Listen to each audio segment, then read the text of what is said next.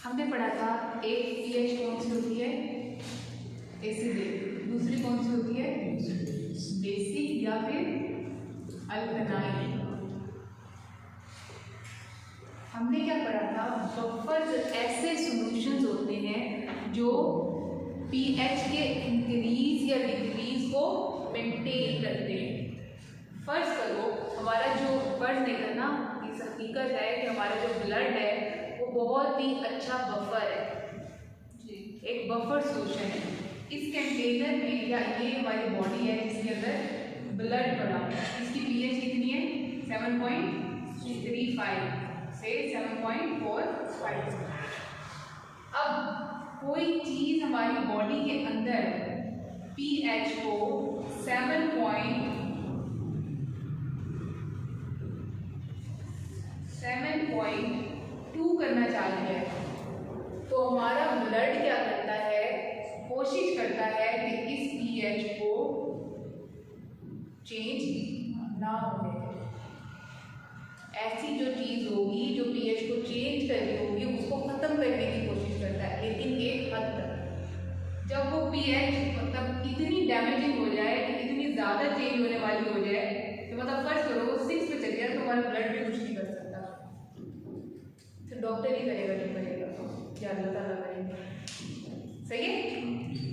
Buffer कैसे solutions हैं जो पीएच के चेंज को रिकवर करने की कोशिश करते हैं। ऐसा सॉल्यूशन जो पीएच के चेंज को रिकवर करने की कोशिश करते हैं। अगर पीएच कम हो रही है तो उसको नॉर्मल की तरफ लाएंगे, अगर ज़्यादा हो रही है तब भी क्या करेंगे, नॉर्मल की तरफ लेके आएंगे। उनको हम क्या कहते हैं, बफर्स कहते हैं। एग्जाम्पल सबसे बड़ी क्या है बफर की, ह्यूमन ब्लड। फिर इसमें फार्मेसी में क्या एप्लीकेशन है बच्चों इसकी, जो डिफरेंट, अब देखो जो डिफरेंट वो होंगे ना इंजेक्शन वगैरह होंगे जो जिसको हमने डायरेक्ट हमारी बॉडी के अंदर देना है, ब्लड के अंदर देना है, तो वो बफर की बेसिस पे बनते हैं। ठीक है।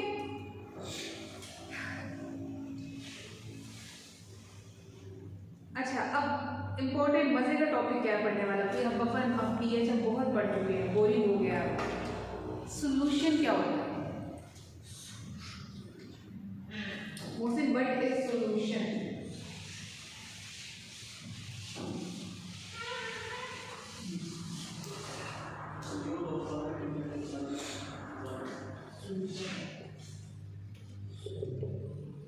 ऐसी कोई भी चीज जो किसी दो चीजों के मिक्सचर से बनी हुई है उसको हम सॉल्यूशन बोलते हैं।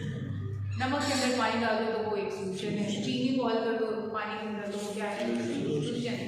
लेकिन एक चीज का लिक्विड होना जरूरी है, मोस्टली सॉल्वेंट लिक्विड होता है, हमेशा सॉल्वेंट लिक्विड होता है। लिक्विड होगा तो किसी चीज को हल करेगा ना। तो क्या होता है कि जो सॉल्यूशन होता है वो किसी भी दो चीजों का बेसिकली मिक्सचर है। दो चीजें कौन सी हैं, एक सोल्यूट होगी, दूसरी क्या होगी, सॉल्वेंट होगी। ऐसी चीज या ऐसी सब्सटेंस चाहे वो लिक्विड है या सॉलिड है जो कम क्वांटिटी में हो सॉल्यूशन के अंदर, उसको हम क्या कहते हैं, सोल्यूट कहते हैं। काशिफ, सोल्यूट। और जो चीज लिक्विड हो और ज्यादा क्वांटिटी में हो सॉल्यूशन के अंदर, उसको हम क्या कहते हैं बेटा, सॉल्वेंट कहते हैं। समझ आएगी ये दो चीजें। सोल्यूट क्या होता है, जो कम मिकदार में, किसके अंदर, सॉल्यूशन के अंदर।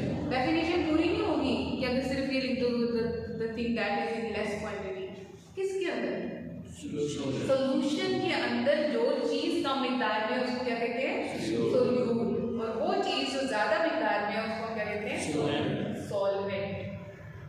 ओके। सॉल्वेंट हमेशा क्या होगा, लिक्विड होगा। एग्जाम्पल क्या है, सॉल्ट को डिसॉल्व कर दो किसके अंदर, वाटर के अंदर। वाटर क्या है हमारा, सॉल्वेंट। सॉल्ट क्या है, सोल्यूट। दोनों मिलके क्या बनते हैं, सॉल्यूशन। फिर आ गया बच्चों आइसोटोनिक, हाइपरटोनिक और हाइपोटोनिक। अब एक कॉन्सेप्ट है समझने वाला, इधर देखो सारा। हमारी जो बॉडी है ना उसके अंदर जितने भी कंपार्टमेंट्स हैं उनकी डिवीजन इस तरह से, ये ब्लड वेसल है, फर्स्ट कर लेंगे ये ब्लड वेसल है, सही है, ये सेल्स बने हुए हैं।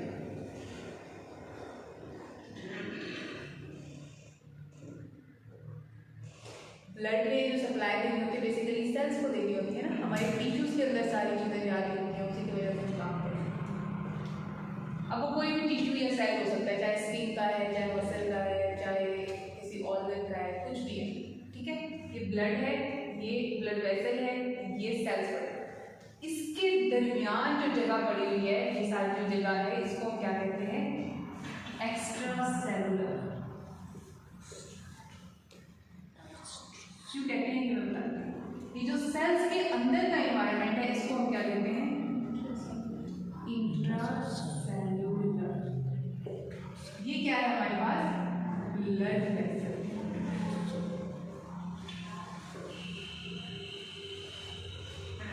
या ब्लड वेसल। ब्लड वेसल के अंदर का जो एनवायरनमेंट है उसको कहते हैं इंट्रावस्कुलर,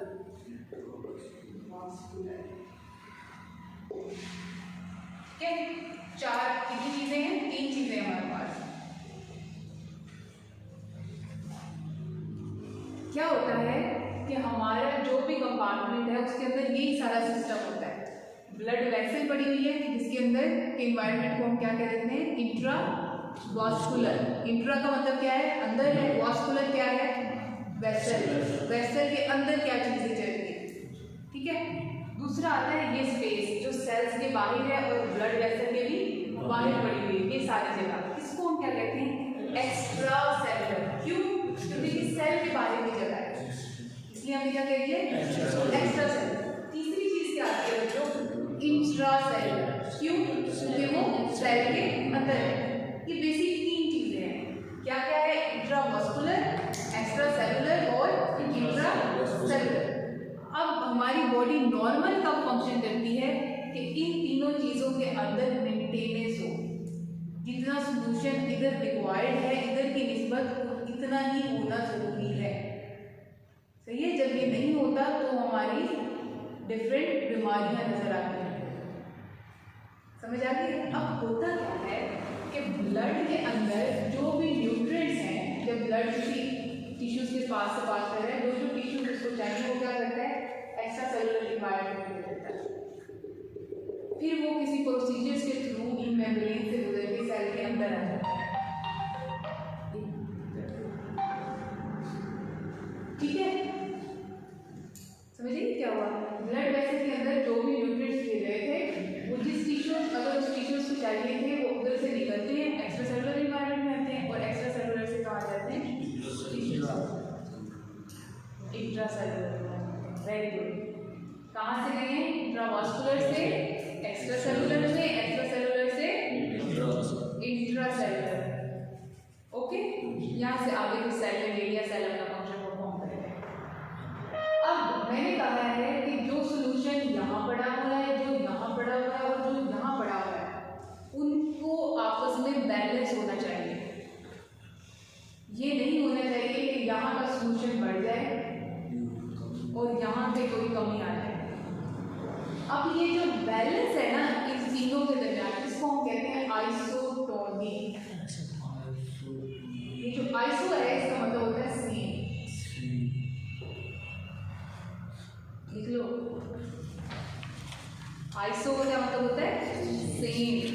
अगर ये तीनों चीजें बैलेंस में है तो हम इसको क्या, कौन सा सोल्यूशन कहते हैं, आइसोटोनिक सोल्यूशन। अब बच्चों इसकी बेस पे, अब जब फर्ज करो सर्जरी के बाद जो पेशेंट आता है, सर्जरी में ब्लड लॉस हुआ होता है ना, ब्लड निकल गया तो इसका मतलब है कि ये वाला सोल्यूशन इम्बैलेंस हो गया। जब ये इम्बैलेंस हुआ, इसके अंदर बैलेंस नहीं रहा, तो ये भी तो इफेक्ट होंगे ना। तो हम इसको मेंटेन करने के लिए सोल्यूशन देते हैं पेशेंट को।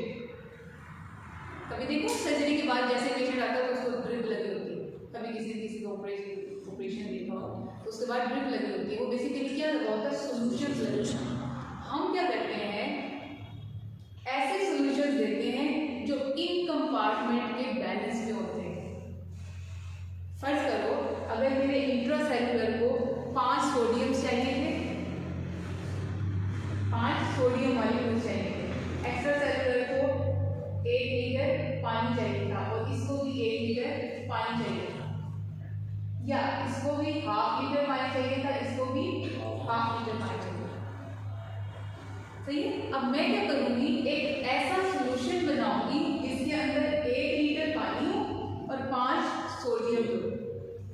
करूंगी ना ऐसा, ताकि जो मेरा सोडियम जहाँ पे है वहां पे चला जाए, जहाँ जहाँ मेरा पानी रिक्वायर्ड है वहां पे चला जाए। हम क्या करते हैं, अपनी बॉडी से सिमिलर, बॉडी जैसे सॉल्यूशंस बनाते हैं, उनको हम क्या कहते हैं, आइसोटोनिक सॉल्यूशंस। आपने कभी शायद वो जो ड्रिप लगती है डायरिया में, डायरिया हो जाता है तो ड्रिप लगती है लंबी सी, जिसको कहते हैं सिंपल पानी की है, पानी की कमी को पूरा करती है। रिंगर सुना होगा कभी, रिंगर सॉल्यूशन होता है, उसमें इसी तरह ये सारी क्वांटिटीज मेंटेन होती है। बेसिकली उसके अंदर पानी होता है लेकिन थोड़े से उसके अंदर नमकियात होते हैं। समझ आइए कॉन्सेप्ट है क्या, ड्रिप्स लगाने का मकसद क्या है। अब इन्हीं की बेस पे आइसोटोनिक होते हैं, हाइपोटोनिक होते हैं और हाइपरटोनिक होते हैं। 3 तरह के सॉल्यूशन होते हैं। हाइपो का मतलब क्या होता है, कम, हाइपर का मतलब होता है ज्यादा, आइसो का मतलब होता है सेम। अब ये कॉन्सेप्ट याद रखना है ये वाला कि बेसिकली जो हमने ड्रिप लगाई है उसमें हम कर क्या रहे हैं। चलो एग्जाम्पल ऑफ आइसोटोनिक सॉल्यूशन उसने दे दिया है कि डेक्सट्रोज 5% इज वेरी इंपॉर्टेंट। मेरे ख्याल से जो वो लगती है ना उसमें डायरिया में, वो डेक्सट्रोज 5% लगती है। डेक्सट्रोज क्या है, डेक्सट्रोज क्या है बच्चों, शुगर है, कार्बोहाइड्रेट है। सही है। 5% का क्या मतलब है कि वो जो सारा सॉल्यूशन है ना हमारे पास, उसके अंदर सिर्फ 5% डेक्सट्रोज है और 95% क्या है, वाटर है। वो सॉल्यूशन बनाया है, उसकी ड्रिप बना के हम लगा देते हैं। सिंपल, सही हो गया। फिर आगे आता है बच्चों रिंगर सॉल्यूशन की एग्जांपल दे दिया उसने, नॉर्मल सलाइन दे दिया। नॉर्मल सलाइन के बहुत सारे फंक्शन है। नॉर्मल सलाइन को आपने कभी देखा होगा तो हम जख्म धोने के लिए भी इस्तेमाल करते हैं। अच्छा नहीं देखा होगा। हाइपरटोनिक सॉल्यूशन में क्या होता है जो, हाइपरटोनिक सॉल्यूशन कौन सा सॉल्यूशन होगा जिसके अंदर सोल्यूट की क्वांटिटी ज्यादा हो। हाइपर क्या कहेंगे उसको, हाइपरटोनिक सॉल्यूशन होगी किस तरह से कि हम वैसे ज़्यादा नहीं होगी कि उसके अंदर सोल्यूट ज़्यादा है या होगा, किस तरह से होगी कि अगर हमारी इसके अंदर 3 सोडियम है,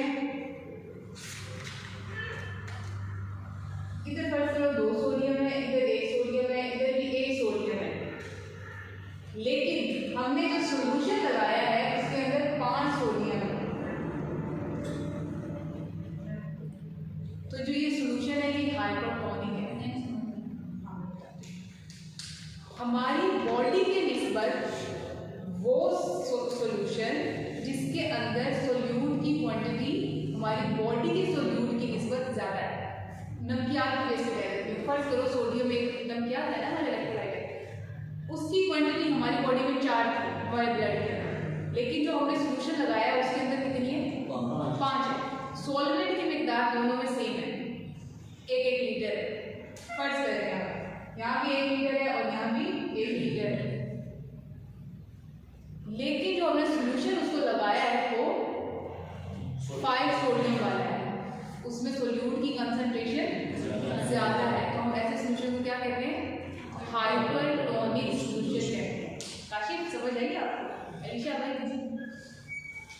इसी तरह हाइपोटोनिक है कि हमारी बॉडी के अंदर उसकी रिक्वायरमेंट जो थी या हमारी बॉडी के अंदर जो उसकी कंसंट्रेशन है वो ज़्यादा है, लेकिन जो हम सॉल्यूशन लगा रहे हैं तो वो कम है। अब इसमें परेशान नहीं होना कि ज़्यादा कम क्यों लगाएंगे, डिफरेंट डिजीजेस की डिफरेंट रिक्वायरमेंट्स होती हैं, उसके हिसाब से सॉल्यूशंस बनते हैं इंसान।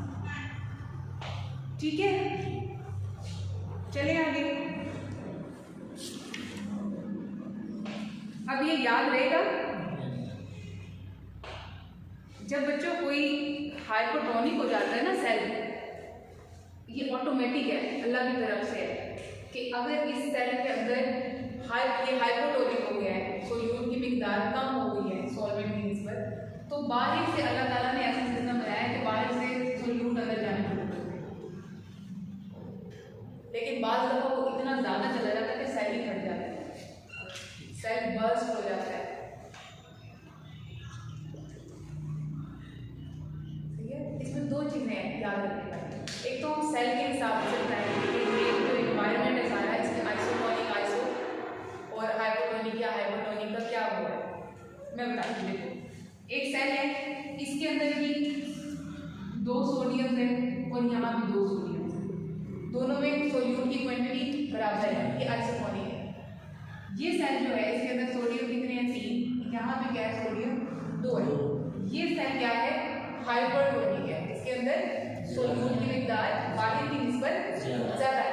ये क्या है, यहाँ पे कितने सोडियम है 1 और बाहर कितने हैं 2, तो ये कौन सा एनवायरनमेंट है हाइपोटोनिक वाला। आइसोटोनिक में क्या होगा, दोनों में बैलेंस है, कोई गड़बड़ नहीं चाहिए। हाइपोटोनिक में क्या होगा कि जो सेल के अंदर एक्स्ट्रा सोडियम है वो बाहर जाना शुरू हो गया। हाइपोटोनिक में क्या होगा कि जो बाहर ज्यादा सोडियम है वो अंदर आना शुरू हो गया। ये इस लिहाज से भी याद रखने हैं और सोल्यूशन जो हमने पेशेंट को लगाने हैं उस लिहाज से भी याद रखने हैं। सही है। इलेक्ट्रोलाइट्स क्या होते हैं, इलेक्ट्रोलाइट्स हमारी बॉडी के अंदर डिफरेंट नमकियात है या आयन है, जैसे सोडियम, पोटाशियम, मैग्नीशियम, ये सारी चीज़ें हैं। इनकी मेंटेनेंस बहुत ज़्यादा ज़रूरी है। अगर हम ये मेंटेन नहीं करते तो पेशेंट मज़ीद ख़राब होने का चांस होता है। इसलिए जब सर्जरी होती है, ब्लड लॉस हुआ है, सोल्यूशन निकला हुआ बॉडी से, तो बहुत ज़्यादा डॉक्टर्स की ये कोशिश होती है कि सबसे पहले उसका इलेक्ट्रोलाइट बैलेंस हो। इलेक्ट्रोलाइट बैलेंस होगा तो सारी चीज़ें बैलेंस होगी, उसका यूरिन आना पास होना शुरू होगा, उसके फीसिस आना शुरू होंगे। ठीक है, ठीक है बच्चों। आगे उसने लिखा है कि इलेक्ट्रोलाइट को बैलेंस करने के लिए लगाते हैं हम डिफरेंट कल्चर्स में यूज़ करते हैं। कल्चर्स अभी हम पढ़ेंगे आगे माइक्रो। फिर क्या है, डिफरेंट फिजियोलॉजिकल कंडीशंस को मेंटेन करेंगे। बॉडी की जो नॉर्मल फंक्शन है वो उसकी फिजियोलॉजिकल कंडीशन है ना, हमने पैथोलॉजी से फिजियोलॉजी में लाना है उसको, तो उसके लिए हम सॉल्यूशंस इस्तेमाल कर सकते हैं। फिर इसके अलावा क्या है कि नॉर्मल सेलाइन लगा देते हैं। आईवी क्या है, इंट्रा वॉस्कुलर से वेन के अंदर लगा देते हैं आईवी, जब हमें ऑरली फ्लूइड कोई नहीं ले सकता है। ठीक है, बाकी एक सेलाइन होता है जिसके अंदर थोड़े से नमकियात होते हैं और बाकी पानी होता है, उसको हम जख्म वगैरह धोने के लिए इस्तेमाल करते हैं। आज के लिए इतना ही पढ़ेंगे।